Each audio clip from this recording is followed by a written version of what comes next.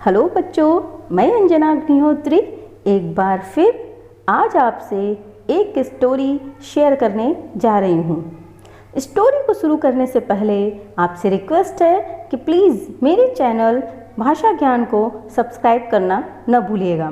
बच्चों, सच ही कहते हैं कि पूत के पाँव पालने में ही दिखाई दे जाते हैं। कुछ ऐसा ही चंद्रगुप्त नाम के बालक के साथ हुआ था।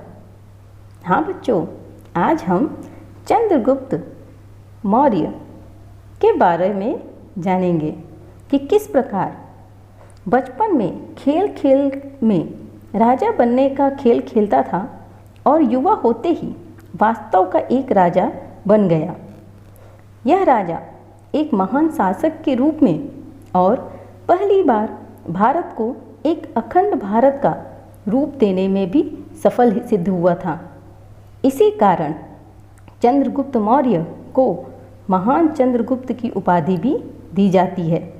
इसके अलावा यह एक ऐसे शासक के रूप में भी जाने जाते हैं जिनका विवरण देशी ही नहीं बल्कि विदेशी ऐतिहासिक प्रमाणों में भी पाया जाता है। आइए स्टोरी को पढ़ते हैं। बालक चंद्रगुप्त। मगध सम्राट महापद्म नंद के अत्याचार के कारण सारी प्रजा भय से काँप रही थी तथा मगध के सेनापति मौर्य को बंदी बना लेने से उनके परिवार का जीवन बड़ी ही कठिनाई से बीत रहा था। पाटलिपुत्र में मौर्य सेनापति का एक साधारण सा मकान था और उसी मकान के सामने एक बालक कई अन्य लड़कों के साथ खेल रहा था। उनमें से कुछ लड़के प्रजा, कुछ लड़के पदाधिकारी, कुछ हाथी घोड़े तथा स्वयं वह बालक राजा बना था। वह एक राजा की भांति सबको सजा का आदेश भी देता और पुरस्कार देने का अभिनय भी करता था। उसी समय एक ब्राह्मण वहाँ से गुजर रहे थे जिनका नाम चाणक्य था। वे बहुत ही प्रकांड विद्वान थे।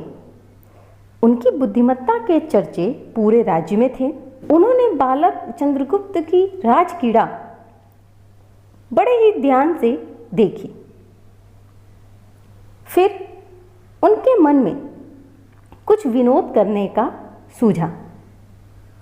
इसलिए उन्होंने एक ब्राह्मण के रूप में उस बालक राजा के पास जाकर बोला, हे राजन, मुझे दूध पीने के लिए कुछ गायों की ज़रूरत है, क्या मिल सकती है? बालक ने निसंकोच एक राजा की भांति अभिनय करते हुए घास चरती हुई गायों की ओर इशारा करते हुए कहा कि हे ब्राह्मण देव, इन गायों में से जितनी गाय आपको लेनी हो ले लीजिए। ब्राह्मण ने हंसकर कहा, राजन, ये गाय जिसकी हैं वह तो मुझे मारने लगेगा तो? बालक ने बड़े गर्व से कहा, किसमें इतना साहस है कि राजा के आदेश को न माने? मैं राजा हूँ, मेरी आज्ञा जरूर मानी जाएगी। यह सुनकर ब्राह्मण ने पूछा कि हे राजन, आपका नाम क्या है? तभी वहाँ उसकी माँ आ गई और ब्राह्मण से हाथ जोड़कर बोली, महाराज, यह बड़ा नटखट बालक है, इसने कोई अपराध तो नहीं किया? ब्राह्मण ने कहा, नहीं, यह तो बड़ा ही होनहार बालक है, इसे उच्च शिक्षा हेतु राजकुल में भेजा करो। यह सुनकर बालक की माँ रोने लगी और अपनी सारी व्यथा ब्राह्मण देव को बता दिया। ब्राह्मण ने कहा, तुम्हें चिंता करने की आवश्यकता नहीं है, तुम बिना डरे इसे राजसभा में ले जाओ। यह अवश्य ही राजा नंद की परीक्षा में सफल होकर राजकुल में दाखिला प्राप्त कर लेगा। इतना कहकर ब्राह्मण देव बालक को आशीर्वाद देकर वहाँ से चले गए।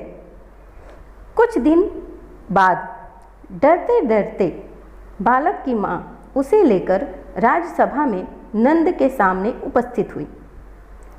उसी समय किसी राजा के यहाँ से नंद की राजसभा में लोहे के पिंजड़े में मोम का सिंह बनाकर भेजा गया था। उसके साथ यह शर्त भी थी कि पिंजड़े को खोले बिना ही सिंह को बाहर निकालना है। सारी राज्यसभा इस पर विचार करने में लगी थी, लेकिन उनमें से किसी को भी कोई तरीका नहीं सूझ रहा था। तभी वहाँ अपनी माँ के साथ खड़ा बालक, जो काफ़ी देर से यह सब देख और सुन रहा था, उसने राजा नंद से कहा कि मैं इस पिंजड़े से शेर को बाहर निकाल सकता हूँ। यह सुनकर सभी सभासद हंसने लगे। नंद को भी आश्चर्य हुआ। उन्होंने पूछा, यह कौन है? तभी उन्हें बताया गया कि यह राजबंदी मौर्य सेनापति का लड़का है। यह सुनते ही वह क्रोध में बोला, यदि तुमने अपने कहे अनुसार इसे बाहर नहीं निकाला तो तुम्हें भी इसी पिंजरे में बंद कर दिया जाएगा। उसकी माँ बड़ी सोच में पड़ गई कि यह विपत्ति कहाँ से आ गई, लेकिन बालक बड़ी निडरता से पिंजरे की ओर बढ़ा और उसे भली भांति देखा। फिर लोहे की छड़ों को गर्म करने लगा।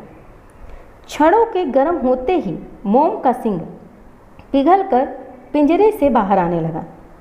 यह देखकर वहाँ उपस्थित सभी लोग चकित हो गए।